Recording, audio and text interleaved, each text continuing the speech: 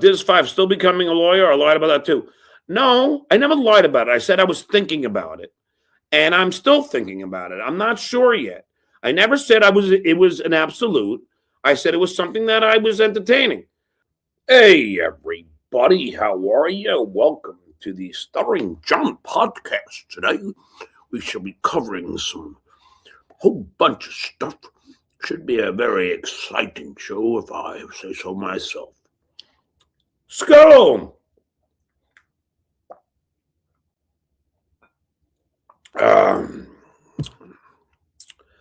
Anyway, gotta change this up a little bit here.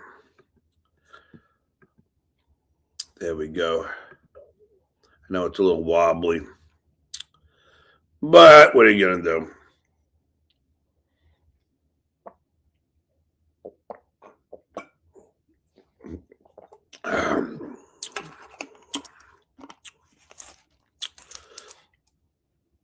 I'm sorry I was a little late today. I had some gifts to buy, and then I was at the gym, and then I went to get more gifts, and here I am. Let's go.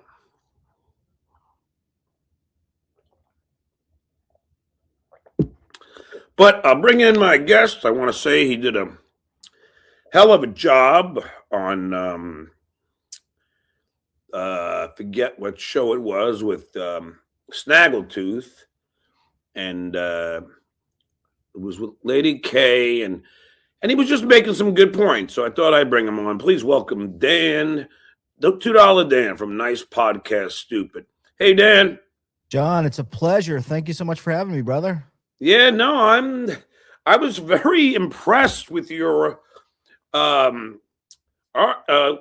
debate skills. You were hitting him at every point, and not once could Lady K ever answer the question. And Vince and I watched, and Vince is a litigator, and we watched, and we're like, this guy is really undressing. Just do it. I mean, he's killing him. It was amazing. Well, it's amazing. Carl has gotten so used to being surrounded by yes men, yes, that he doesn't know how to answer simple questions, because he gets a laugh track anytime he says anything. Everything is scripted. He plays his clips. He does his segments. So when somebody pushes back on him, he loses control, and then he starts using 9/11 analogies and other crazy shit. I mean, you heard it. How many crazy analogies did he drop in that episode? Dan, was that the most amazingly stupid thing to bring up 9/11 in reference to the shitware? I mean, that was like, whoa, wait a second. I lost a couple of friends at 9/11. What are you doing? I don't know which was the worst analogy. 9/11, comparing you to 9/11 terrorism, or comparing Shuley to Stern. I know, to Howard Stern. I mean, come on, Carl. I know you got to kiss Shuley's ass because you guys are all in your little group together. But I mean, come on, let's be honest here. Shuley couldn't fucking shine Stern's shoes, let alone be compared to him in any way from an entertainment standpoint. It's just, it's insane. It's obnoxious. And now, Dan, have you been in this Dalverse for a while? Because this is the first time that I've seen you, and I don't know if you got word of what I was saying, or if you watched anything, but I was like, this guy's good. I've been an observer for a while, neutral observer. The one thing that I don't do is I don't align myself with people. I don't, and when I say that, not that I wouldn't, go on shows or do things or agree with people, but I don't like to cozy up to people, because then you have this situation where you have the Carls and the Shuleys and the Meltons and the Tukis, and they all have to, like Cardiff, they all have to play grab ass, and they can't call each other out on anything. And then they pick a few people. They pick you, they pick Steel Toe, they pick Chad, and then they just pick on them. But meanwhile, dude, look around. The people that you're aligning with are just as wart covered and as obnoxious as anyone that you're picking on. So it's just so disingenuous. So people need to start fucking calling them out, and I'm here to do it. No, and I really appreciate that, Dan, because I don't care if you had, if you go and trash me, fine. But the weird thing to me is, Dan, is that like when you bring up a Tukey, I hang out with Obnoxious John, the fucking orange, right? Yeah, you guys And had beers, right? he had a wonderful time, and he had a glowing review the next day, 10 o'clock in the morning. He left the bar at 1 o'clock in the morning, and at 10 o'clock in the morning, glowing review. John is such a nice guy. John is down to earth. It was so easy. We hung, we drank beers, we had a few laughs. But then he gets all the pressure from the aforementioned from the Tukeys and the potatoes, and they put pressure on him, and then people start, putting pressure on him. How dare you be John's friend? How dare you humanize John and make John seem to be just a regular guy that you might want to have a beer with? I'm not a big fan of yours per se, but I don't have any negative things to say about you. You seem like you'd be a good guy to have a beer with. Like, I don't get, like, you're not some evil, awful person that should be compared to terrorists that blew up the World Trade Center. It's like, when you get to that point, you've just lost the fucking plot, as far as I'm concerned. And that's where these guys are at. And there's all this peer pressure because you have to follow the narrative. You have to follow what Carl and Shuley and Melton and Tukey are saying when you're one of these like secondary guys. Like OJ, he's along for the ride, right? He's just hanging on. He's like the third wheel on the show. So whatever, whatever's dictated down to him, he's got to go along with it. And he drew a lot of heat because he was hanging out with you. And that's a no-no in that world. You can't humanize John. You can't make John seem like a regular dude. And that's what he did. It seemed like, and I think, if anything, it validated what a lot of us, the silent majority, know, is that you're not an awful guy. You go on, you do your show, and people like it, people don't like it. You're a colorful character, but you're not an evil dude. You're just a regular guy who, is living your life. Yeah, and that's the whole thing. I mean, anybody that I've ever met, like when I'm at a show, at a stand-up show, even the people that came in not really wanting to like me, at the end of the night, we're hanging out having beers, and it's and they're always like, this is I'm having a great time. Can I have a picture with you or something? Because I don't. You're like the sun, right? These guys are all gravitating around you. You draw them all in. They can't look away. So what does that say about them? I'm a man of a certain age. I'm around the same age as a Carl or a Shuley. I couldn't imagine dedicating as much time as they do to negativity against one guy. Like, if you went away tomorrow, Shuley doesn't have a job, or he's got to go, he's going to start bagging groceries. Yeah. Carl, you go away, Carl has to reevaluate what he's doing with his show. And I mean, these guys have put so many eggs into the Stuttering John basket. I never got it. You were asking me how long have I been involved in the Dabbleverse, how much have I watched it? I've kind of been on the peripherals. I kind of, observe it, but I've never really understood the fascination about fixating on you. That's the one part that never made any sense to me. Like, okay, if you want to talk about John or you want to follow his show, okay, that's fine. But you're not so compelling that you would spend 8 hours a week talking about, oh my God, John had a stain on his shirt, or John was drooling, or, I mean, it's just the craziest fucking insane stuff. And I mean, Shuley and Carl, which is the worst show? I mean, these guys just will bore the fuck out of you. I don't know why people even watch those shows, but they got to come up with a new formula. It's just, it's time to move on. Well, yeah, and that's what I think, because I'm in 100% agreement with you. I may be interesting up to a point, but I'm not that fucking interesting that you have to dedicate fucking 3 shows a day to me. No offense, John, but you're not that interesting of a guy anymore. You don't have that much going on. But I'll be the first to admit it then. Yeah. I mean, I'm amazed by it. When I try and explain it to people, like, it's like, I don't, and like Carl tried to say, oh, well, John used to be like famous and now he fails at everything. And I'm going, Carl, what have you succeeded at? What have you actually achieved? It's like he's calling me a lolcow, but Lady Lolcow never had record deals, never sold movies, never was on the greatest radio show or TV show in his life. Like, who the fuck is he to say I failed that shit? Carl never did a radio program. He always looked up to Cumia. In fact, that's what he wants to be. He wants to be like this Opie and Anthony guy, live out his radio fantasy. That's why he structures the show the way that he does. But the only way that he could get an audience was riding Cumia's coattails and being, kissing up to him. And then you've got Shuley. I mean, don't even get me started on Shuley. I go back way back with Stern. I'm old enough. I used to watch the E show and you for your whatever you want to say about you, like you were a part of that world. Like people knew who John was. You were on camera. You were doing your things. You had great interviews. I saw one the other day that I hadn't seen ever with you interviewing Ted Williams and asking if he farted in the catcher's face or something. I thought that was fucking hilarious, being a Red Sox fan. But like you were a part of that. Shuley, and maybe I missed it, but the only time I ever heard, I didn't even know what he looked like. I just heard Howard say Shuley every once in a while, and he was somebody that was off in a closet somewhere, and an errand boy. So right off the bat, I mean, you were higher on the scale than him there, but then you've had a career, like you've done stuff. These guys, they're just they have their little sycophants, their little group, and it's all the get along gang, and okay, that's fine, but there's a limit to it.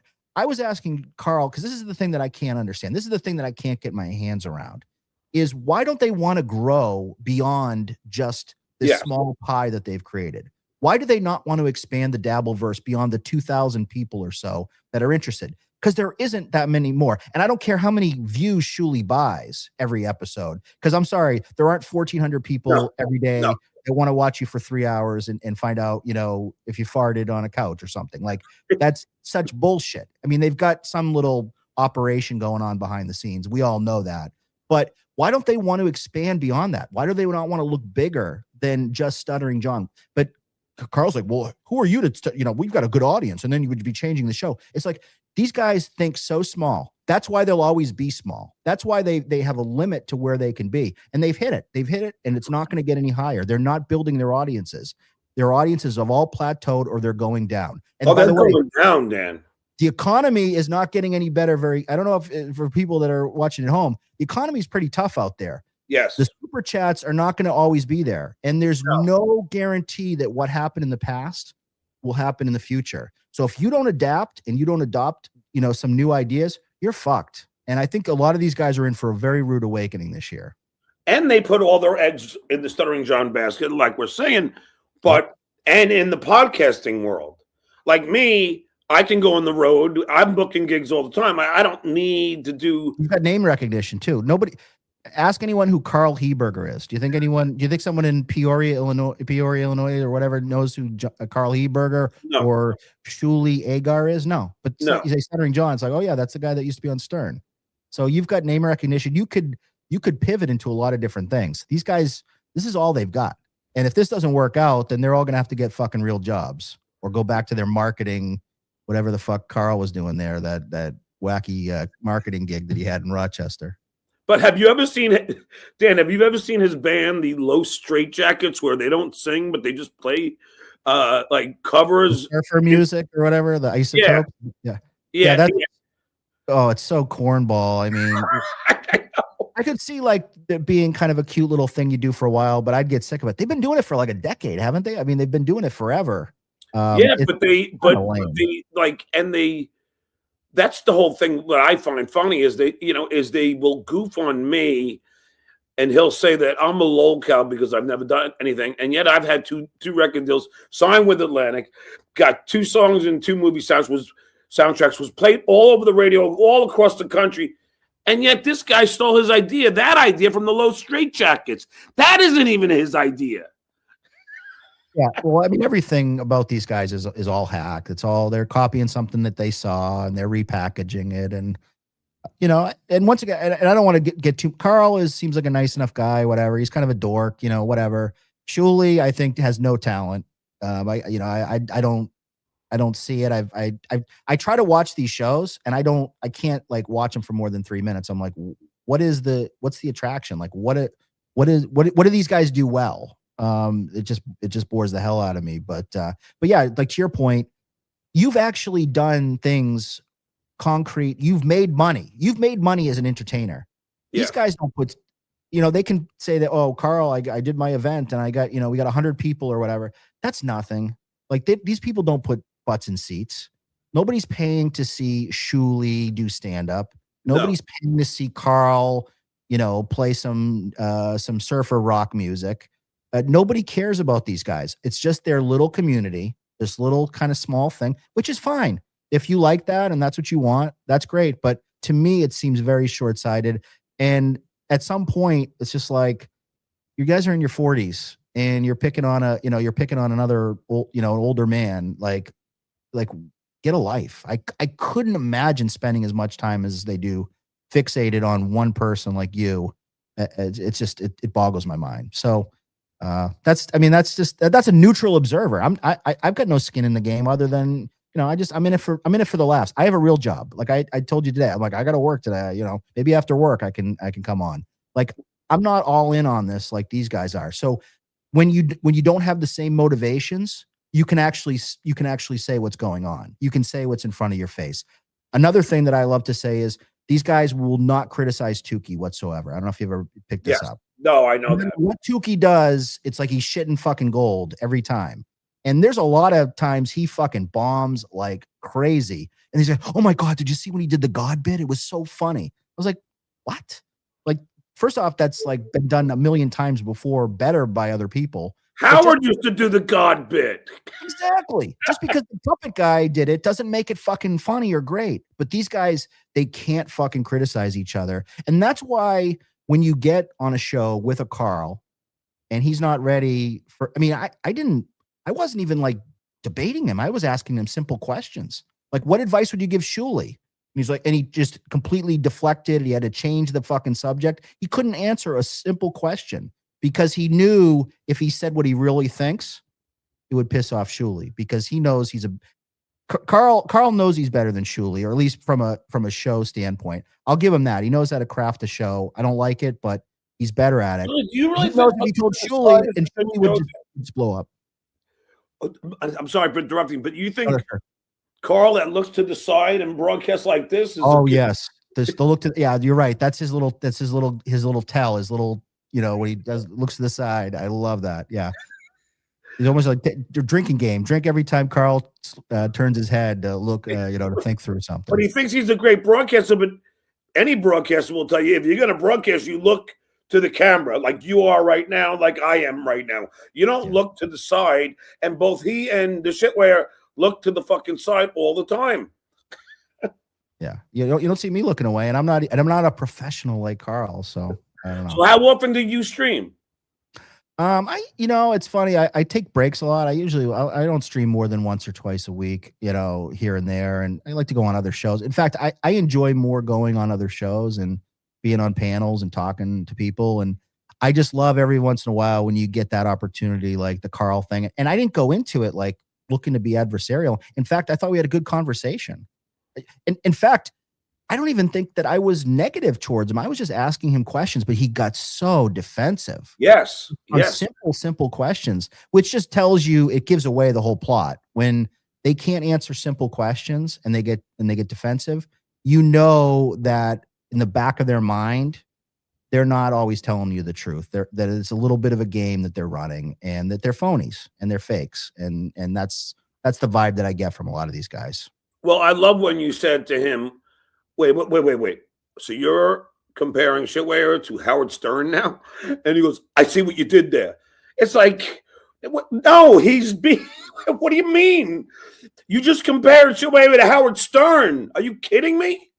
I didn't make the analogy. I was just, I asked, I was like, did you just, in good faith, say that compare Shuley to Stern? I was kind of blown away. I couldn't believe he said that. I was like, wait, what, like Howard Stern you're comparing Shuley to? It's like, wow. And then I said, how much does Stern make? And he's like, well, it's a lot less than you think. I'm like, well, it's in the millions. I know that. And Shitware ain't making millions off of whatever that show is. And if he is, he's splitting it 3 ways amongst his cronies there. I mean, it was just, that whole conversation was hilarious. No, and also he was incorrect because Howard's initial contract was $100 million a year, and then he got up to $125 million a year. And I know that better than Carl because I was at Howard's house in Southampton, and he told me all about his salary and how he bought his house in Southampton with the dividends or whatever from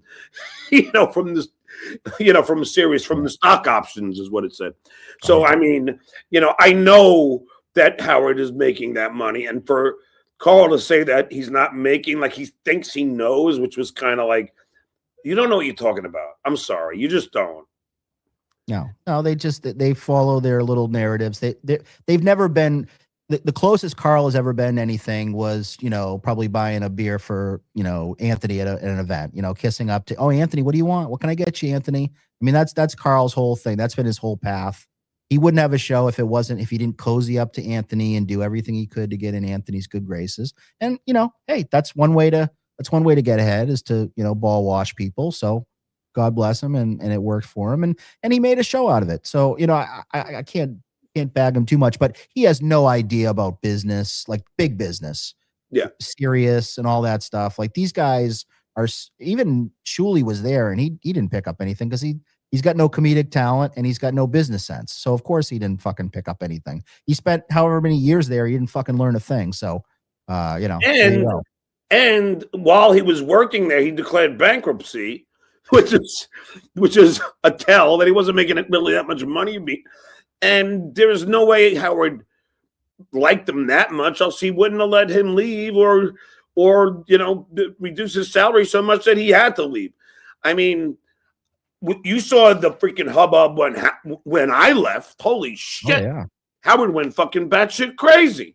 Because did you go? I mean, I don't know all of the deep, but you kind of went behind his back a little bit. I'm sure because he wouldn't have really wanted to using his name to get the gig, or maybe you tell me about it a little. No. I tried to tell him, and Robin knew, and she told me, set up a meeting with his assistant Laura, and I did, and then Howard said on the air, John, I don't want to talk to you. I don't care about your career. Do whatever you want.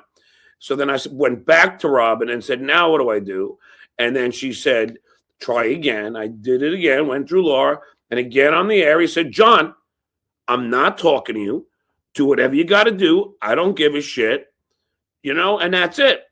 So now, Dan, now that he's saying, I don't want to talk to you about your career, so he underestimated what offers are out there for Stuttering John. So he fucked up.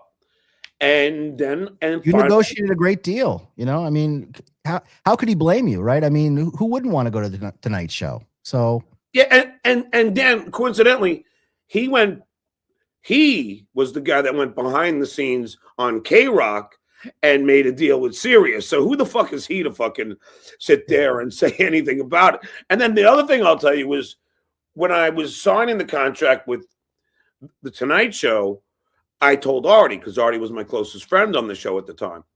And Artie said, well, John, I mean, the only thing I think is you should tell Howard. And I said, no. I said, if I tell Howard, he will make sure to put the kibosh on it. He's not going to let me go. I know it. Artie said, nah, he ain't going to do that. Now then, cut to when Artie was getting offered to fill in when Craig Kilborn was leaving CBS, Rob Burnett wanted Artie to be the fucking host. And Rob called Howard. And what did Howard do? Howard said, no way you stealing my fucking guy. So exactly what Artie thought Howard wouldn't do to me, Howard did to him. So. And Howard's known for doing his sort of underhanded stuff, whether you like him or not. I mean, he manipulates things behind the scenes. So yeah, you gotta look out for yourself. You can't hope that Howard's going to have your best interests in it for you. So no. And Howard looks out for himself. I mean, let's face it. I mean, he's the first that looks out for himself.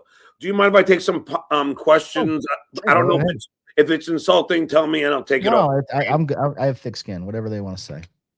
Mike Donahue. Hey Dan, wait for the knock stalker. Yes, child. I don't know what that means. Do you? It must be some inside joke or something. Do you get these fucking things? Oh yeah, I get the wackiest stuff. It's crazy. Brian Clowder is a good man. I met him at the Stress Factory. He used to hate me and then hung out with me at the Stress Factory, just like we were saying then.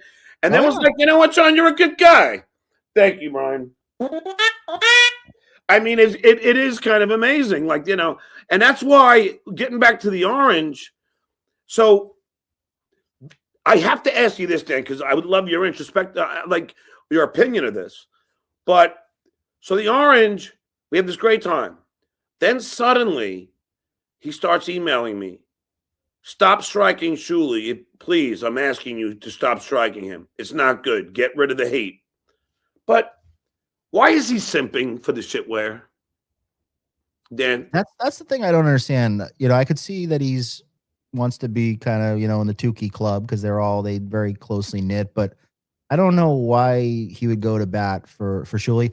Now, I'll say full disclosure, I'm not a big fan of the striking things. I get if people are really stealing content and not being transformative. I mean, that is unacceptable.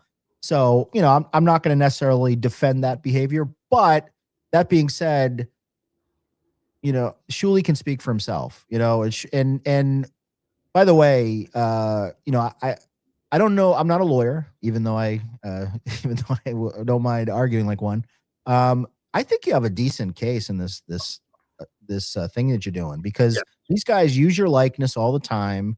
You know, I don't know the specifics necessarily of this one, but they definitely toe the line. Yes, so they, if it wasn't this no, time, they it was crossed another this time. They crossed this line. I mean, you could talk to any attorney that knows about right of publicity.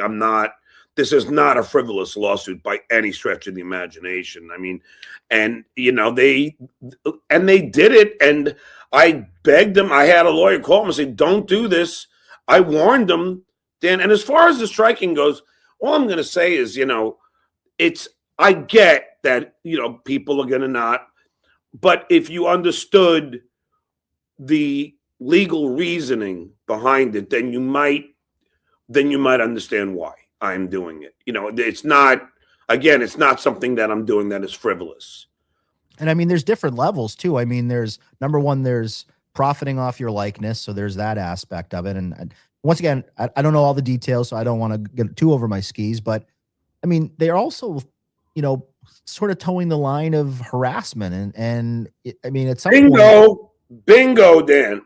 I yeah. mean, they actually had the thumbnail, which I saved, which if it comes to discovery, it will be used. They had a thumbnail with a guy with a GUN pointed at my head.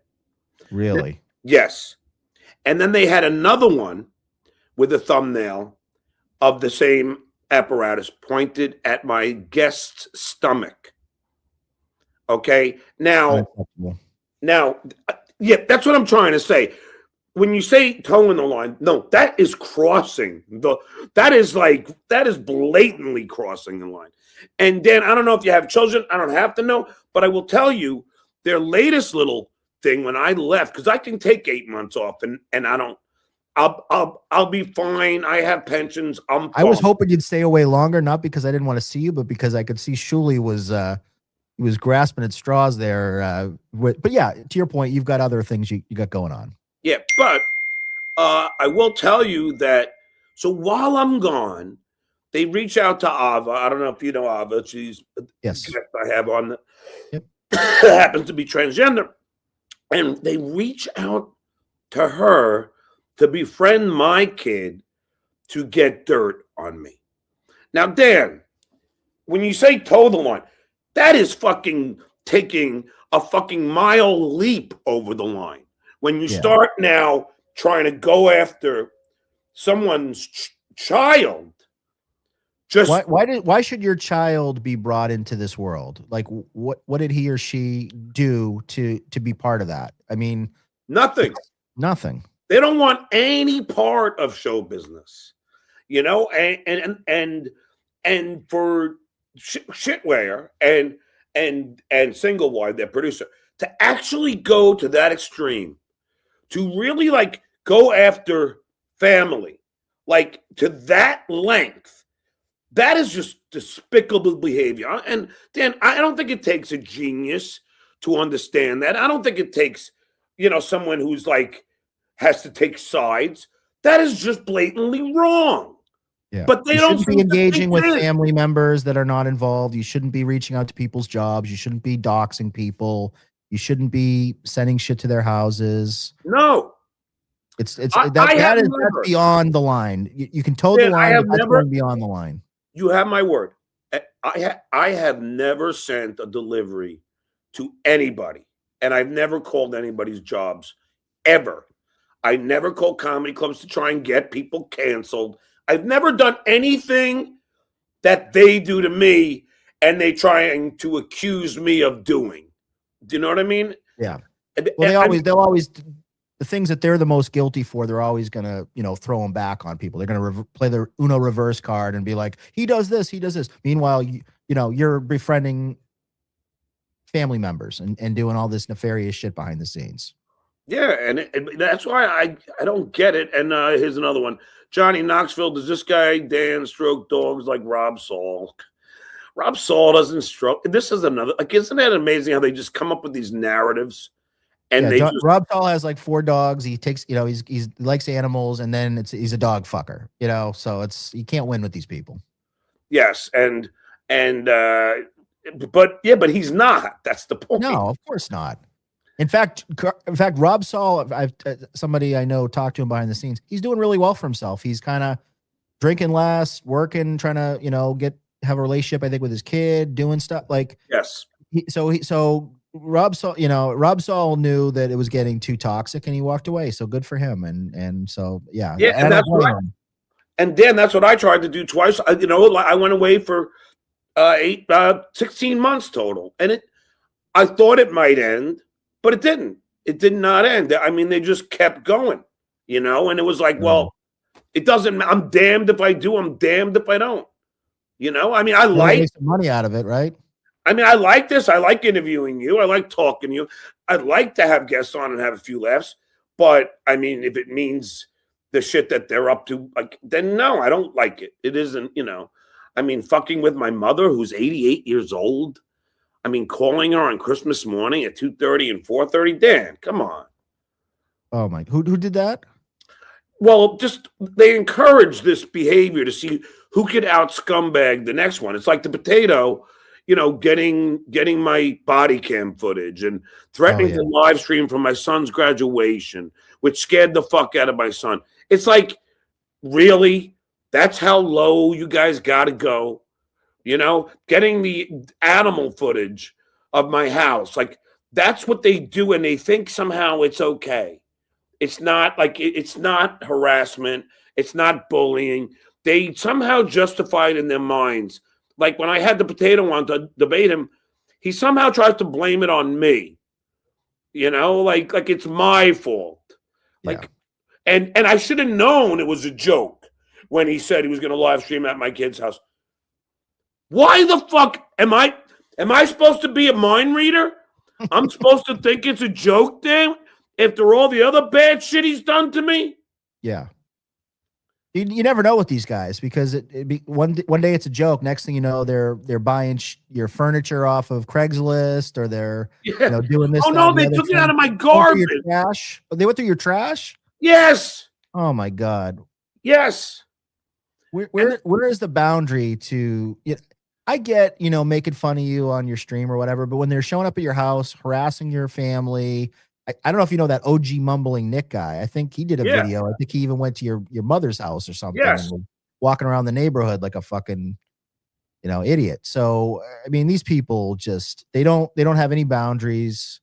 So that's why you have to do what's safe for yourself and for your family. If these people are coming at you in real life, you don't know if they're going to show up at your front door and, cause harm. I mean, look what Chad did. He comes to my house when he knows I'm not going to be home. He knows I'm doing stand-up in St. Petersburg. He comes to my house like a coward and puts an anti-trans thing, tapes it on my brand new door, and then runs away. I mean, what the hell is wrong with you? And most recently, he started attacking the comedy clubs that booked me. It's like, that's not a smart thing if you're a comic. To start attacking comedy club, that's a small niche of people that own comedy clubs, and word gets out pretty damn quickly. And trust me, Dan, it is getting out. Yeah, I can't really defend some of the stuff that Chad's done. I don't hate him as much as some people, but yeah, I mean, he definitely went over the line. And then the comment about the trans with the thing at your door, that's not cool. So no, I definitely and he thinks it's hilarious. Yeah. It's Well, I not. tried to tell him, when he lost, because he lost that Patreon. I tried to tell him, whether you think John struck you or whoever, you can't have like anti-trans, anti-homophobic things in your title of your shows, Yes. because I mean they have AI now that flags that stuff. So Yes, it's the not, you don't have to algorithm picks strike it it. up. If they say, you tranny something or in the title, they YouTube is not going to let that stand up. It's going to knock you down. You're going to get a strike. You're going to lose your monetization. So he was playing with fire. Once again, I get along okay with Chad, so I don't want to bounce on No, him no, too much. no. It's okay, But he fucked up, and sometimes you have to own your own mistakes. but here's the thing, Dan. I'm somebody. If I strike somebody, like I'll tell you right now, yes, it is me striking Shuli. It is. It is me. If I strike somebody, Dan, I'll be the first one to tell you that it's me. I'm never gonna try and pretend that it's not. When Chad started saying that he keeps with the narrative that I struck his Patreon, I never did, ever. Then he tries to say I called the comedy club and got him. No, I didn't, Dan. I did not. The only person I called is the cop that took the police report, who of Chad putting that thing on my door, to tell. I mean, that's it. But the comedy club happened to be friends with the headliner there, and found and wanted to go there to talk to Chad about this behavior of coming on my property uninvited, putting shit on my door, but it wasn't me. I did not. Dan, you have my word. I didn't call the comedy club. I did not. So he makes up these narratives to try and what I say. You don't have to agree, so he can grift people, paint me as the bad guy, But I'll tell you if I do it. If I did something like that, Dan, I would own it. And anybody who has been watching me knows that I will own anything that I do. I'm not going to hide behind anything. Well, that's good. And yeah, and Chad, once again, Chad, I'm friendly with, but he does, sometimes, stretch the truth a little bit, or jump to conclusions. So I could see both sides of it. And if you say you didn't do it, then I believe you. I have no reason not to believe you. Yeah, I swear to God. First of all, I've never even been on Chad's Patreon. Why would I find it? Where is it? I don't even know. I don't go on people's Patreons. The Tommy Jordan, thanks for the $2. Magnus Opus. The only one I went on was Carl's, because somebody told me that he had an MP3 of my book on there. And then I had to go on there, and see. And then he's goofing on my kids and shit like that. And then I was like, all right, come on, man. But, again, I don't know if you have kids and I don't care. But when he starts trashing someone's kids and shit, it's like, just because you don't have kids doesn't mean that it's okay to beat up on somebody else's. Do you know what I mean? Yeah, no, I mean, I think anyone, whether you have kids or not, knows that kids should be off limits. Yes, and Monty Montgomery, 23, thanks for the $2. Dan is a bandwagon Patriots fan. Jump off. So I've been a Patriots fan since the mid 80s. So one of my earliest memories was the Super Bowl where they got their asses handed to them by the Bears. So I'm the furthest thing from a bandwagon Patriots fan.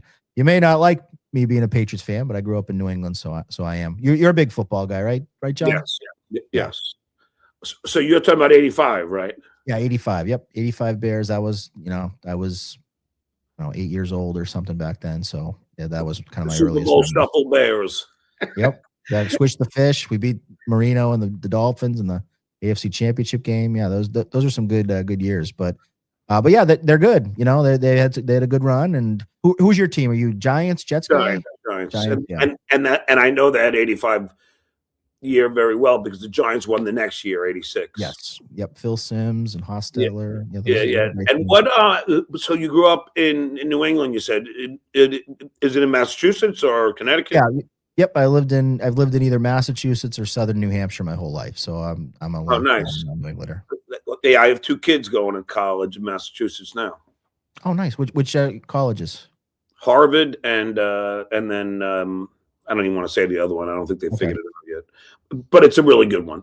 Yeah, that's all. Well, Harvard. At least one's definitely good, and I'm sure the other one is too. Oh no, the other one is equally as brilliant.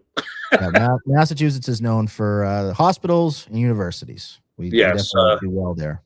You'll burn his balls. Hey, John, I'm standing outside your room. Say hi. Yeah, okay. I guess they think I'm in a hotel. Uh, Now, you tell me if I should take this down, Dan. Patrick S. Tomlinson. Does that mean anything to you? Just yeah, some random guy from the internet. That's fine. Yeah, Patrick S. Tomlinson is somebody that I've argued with in the past, but Oh, okay. doesn't really mean anything, to be honest. Yeah. I have no idea who these people are. And this guy, I think, is single white himself. Is this supposed to be interesting? Two tards. Yeah, okay. Okay, Revenge of Penis Wrinkle. Yeah. Do you get these ridiculous super chats? Oh yeah. I get all. Most of mine are usually of the trolling kind, and I've been known to send a few trolling ones myself to people, but yeah, they're always interesting. Fat Clemenza, who did not turn on the Corleone family. This guy Dan is a boring jacket. No, he's not. He's actually has a great voice, and he's very smart, and he's not he's not. See, Dan, that's one thing I like about it. It's not like you're trying to take sides. You just like you say. What you were saying to Carl is the same thing I have said on numerous occasions. Get a new idea. I mean, there's got to be life outside of Stuttering John. It's so grim to think about. Because I think about it, and once again, like I'll say again, I'm in my mid 40s. I couldn't imagine spending so much time, so much negativity, fixated on another person. Like, I mean, and seems like he's got a happy life. He's got he's married to the mom wife. Although some people were speculating that might be on the rocks, but that's a whole nother rumor that's out there. But it seems like he's like seems like a happy, nice person. Maybe find something a little less negative. It just seems so to put so much effort and energy into it. He's talented enough where he could talk about just about anything. Why does he have to fixate on you? It just doesn't make any sense to me. No, it doesn't. It doesn't. Tim's totality. Yeah, Howard didn't want to hear anything about it. That's true. It's all documented on radio. Howard was like, John, I don't want to hear about your career. Do whatever you want to do. I swear to God, I'm not gonna lie. I love when they think that I lie. Like, Dan, do you ever see the narrative? But they're trying to say I didn't graduate NYU, and I'm like, why the fuck would I lie about getting a degree? I mean, first of all, you couldn't be a long-term sub in LA without a degree. I mean, it's just impossible. Yeah. But like, why would I lie about that? By the way, I loved when you were watching the clip and you were like, this Dan guy must have a good education. I graduated from university and I have a graduate degree. So, there you go. I knew it. You see? Yep. There you go. Really? Is that well, I don't have to. I don't know how much you want to divulge, but can you divulge what you majored in, or you don't want to? I majored in economics. Oh, nice. Yeah. Awesome. Diz 5, still becoming a lawyer? I lied about that too. No, I never lied about it. I said I was thinking about it, and I'm still thinking about it. I'm not sure yet. I never said it was an absolute. I said it was something that I was entertaining. I like to keep moving, Dan. Which is why I can relate to what you were saying to these guys. I like to do different things, change. Yeah. That's what life is all about. Unfortunately, I'm 60, so I mean, I don't know how many more years I have left, but I like to change and do, different things. And I think you were trying to say that to. I couldn't do the same thing over and over again, and just it's just too repetitive and to fixate on the same things. But one question, speaking of lawyers, how about that Miss Judy? She's a real firecracker, huh? Yeah, I know. And how about Vince? He's a real lunatic, isn't he? Oh yeah, he's crazy. People were calling me like Vince Jr. the other day. They're like, you're a lot like that Vince guy. But yeah, he's great. I love him. He's always he always entertains me with his hijinks and his commentary. But he's certifiably insane as far as I'm concerned. He's nuts. This guy takes my old school principal's name. Dr. Robert J. Manley, thanks for the $5. A professional. I seen you mute yourself for 10 minutes to take calls. In any interview, you always find a way to make it about you. Worst interviewer. This interview is not because I'm not going to have Dan on. I don't think Dan wants people to know what he does or who he's married to. So I can't really interview him about things that are Dan focused because I don't think I could be wrong, Dan, but I don't think you want anybody to really know too much about you.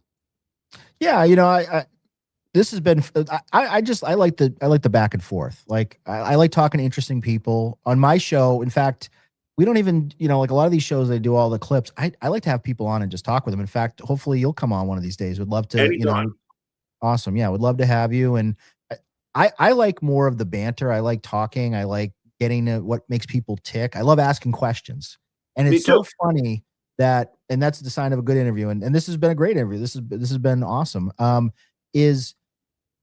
it just came out. And once again, I'll just say it one more time. I was so shocked how Carl was just not equipped to be able to answer simple questions. Yes. And that he had to, people like Carl, they're always thinking about how do I spin everything? Like they can't, like he can't like let his guard down for 5 minutes. He can't just be like, I'm Carl Heberger. This is like what I think. It's always got to be like radio guy and I can't piss off anybody and I got to make sure everybody's happy and I got to make sure I'm promoting the right things and promo code WATP Hackamania and like he's always thinking that way. Whereas like it's nice to just let that guard down a little bit and just be like, hey, let's talk about football. Let's talk about, beers. Let's talk about life. Let's not be always like having to be on about the brand, what we're doing and this guy's bad and this guy's good. And it's like, no, most people are kind of in the middle somewhere. There's so much gray and nuance to things. And these guys don't really want to live in, they want to, these guys are the bad guys. These are our good guys.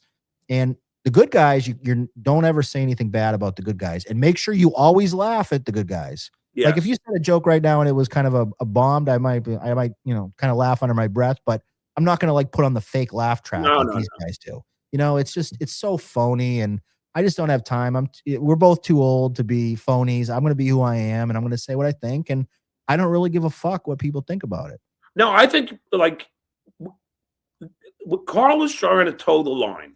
Instead of just answering honestly, he couldn't give you like an honest answer. He had to try and deflect, pivot because he can't. He wanted to say that he doesn't like Shuli's show and he thinks it's crap. In the back of his mind, he's thinking that he's like, I got to play nice with Shuli because we got, we overlap here. But he wanted to call it out and be like, yeah, Shuli should probably start diversifying and getting out of the Stuttering John all the time because, what if you got hit by the proverbial bus tomorrow? Then what? Then you got no show. I mean, what's the long-term goal? I mean, how? And the other thing too is, at what point do people get sick of hearing about you? I know. I agree. I mean, even my closest friends don't want to hear that much about me. But I also like when he was comparing it to Howard Stern, and he was said, well, when Howard changed his show, he lost viewers. So what? He grew. He's doing something different. So what? Take a risk. You don't take like a risk. Yes. And rich. You think Howard Stern got to where he was by not taking any risks in his life? I mean, these guys are so risk averse from getting out of their comfort zone. It's like, well, what happens if we lose the 100 people that give us the super tips and the super chats every day because we don't talk about John, or maybe we have a half of an audience because we didn't do a John episode. Well, then figure out how to do a non-John episode and try to get more people to get involved in that. People will follow you if you have something good to say, but they get so attached to what they know. And then Shuli, I think it's probably personal at some level, right? I mean, that's why he spent some time on you. I think it's personal only because he knows what the truth is, and the truth is, the truth is he couldn't hack it.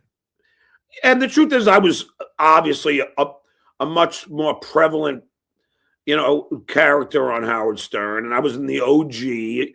And, when people think Howard Stern, they'll think of Stuttering John, and no one's going to think of Shuli Egar. It's just not going to happen. It's just, how funny was that one week where they gave him a chance to like schedule the show and do other things, and he just bombed so bad. He got the big shot, and he couldn't do anything with it. I mean, if you think about me, I became a fixture on that show in my first year just by the interviews alone. Yeah. Revenge of Penis Wrinkle, who I think is single wide. That's Shitwave's producer. Thanks for $2. Who is this nothing with almost no subscribers?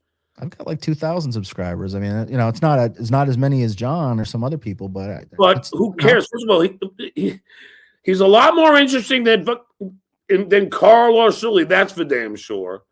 But and I don't understand where all the hate comes from people like Tukey and like all these guys are all so and obnoxious, John. They're so like about hate all the time. It's never like it's never just like talking and not like it's always about trying to figure out how they can up the hate to another notch and see who can get John. They're like they're all happy when someone records me without my consent or knowledge.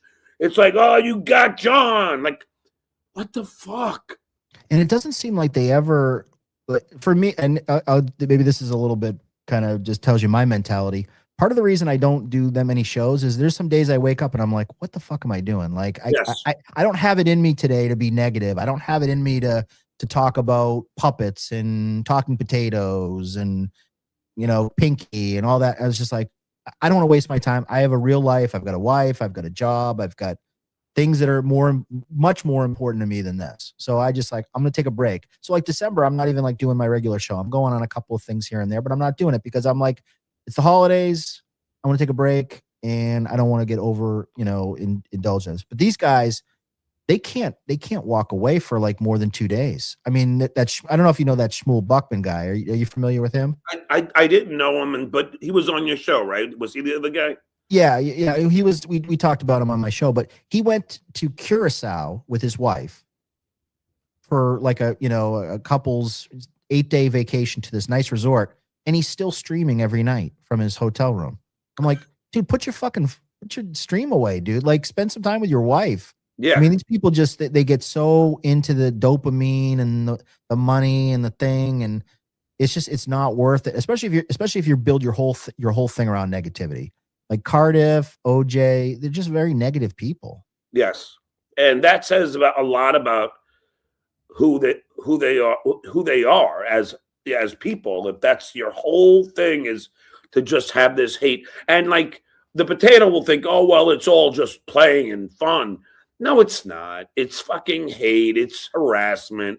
It's cyber stalking. It's all of the above.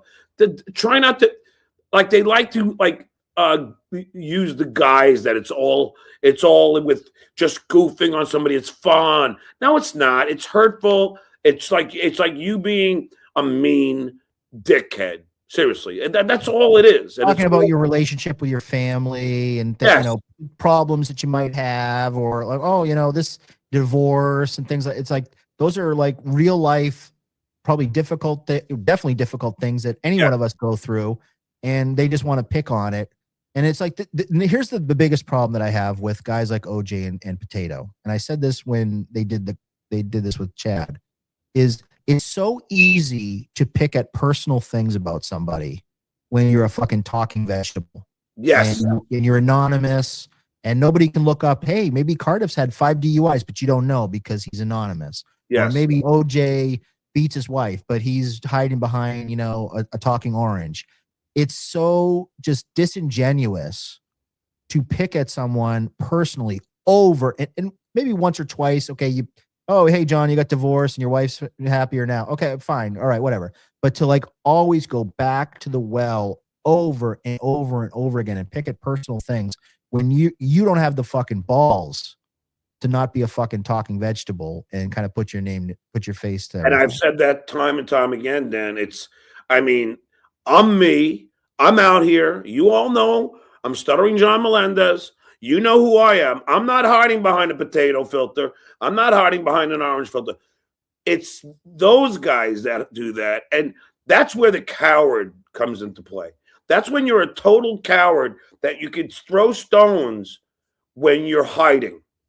And you're hiding it. That's you throw a rock over the wall and then you run away and then, you know, you break a window and then you run away. Like that's their whole fucking MO. And it's really just dickless. It's the it's the epitome of cowardice. And they don't seem to think that the potato's like, well, it's my gimmick. Fuck off with your gimmick. It's not a gimmick. It's the way you hide. It's the way you hide for all the nefarious bullshit that you're up to. You're a coward, plain and simply. But Dan, this has been fun. I know you said you could only do a half an hour. I hope I didn't keep you too long. No, this was great. This is perfect. I always like to end on a high note. It was great to be on here, John. Hopefully we can do it again. Love to have you come on my show. Anytime that you want me, I promise I will come. Okay, awesome. All right, have a great one. Happy holidays. Is there anything you want to plug, Dan? Yeah, just check out Nice Podcast, Stupid. But people know where to find me. But it was great to meet you, and we'll talk again soon. Just lastly, it's so funny because my brother's dream has always been to live in New Hampshire. So, yes, New Hampshire is a wonderful state. Yeah, and I skied in New Hampshire. I went night skiing. I don't know what mountain it was, but it was all powder, and they had the lights on going downhill. It's great. Yeah. And New Hampshire is beautiful. So if you are there, enjoy it. And my brother will be very jealous. All right. Thanks, John. All right, Dan. I'll see you. All right. The great Dan, $2 Dan from Nice Podcast Stupid. I thought that was a lot of fun. Det Midler, hey, Drunky, the Shadow people come on, and I want to thank him for coming on. I'm now going to send a link to 2 other people. And as we do our last hour here,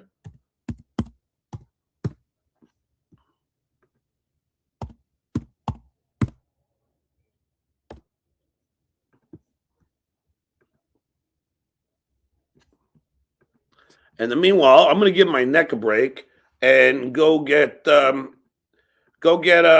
couple beers. It is 7:16. I think it's okay for me to have a couple beers, right?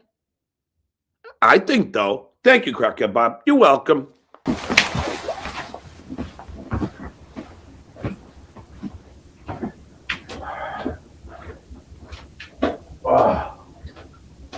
Oh, my neck kills me on that chair. I'm live right now. I'm broadcasting. What?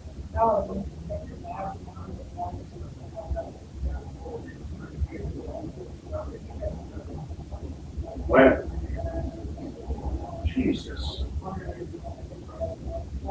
Jesus, no.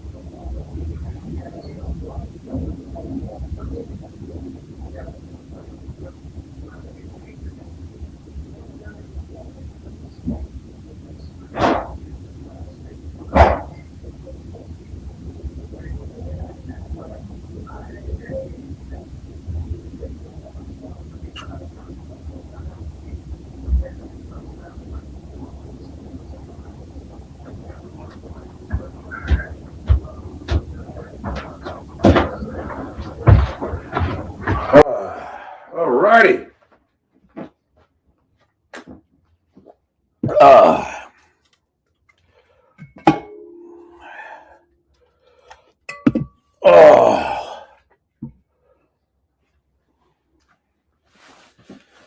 I swear it kills me doing the show from this fucking chair, holding my neck up like this. For some reason, it just hurts. It's weird. Oh, fuck.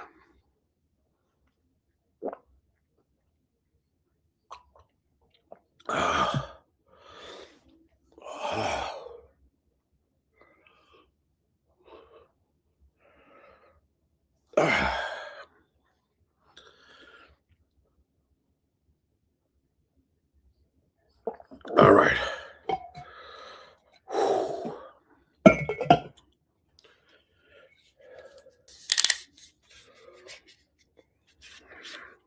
Skål!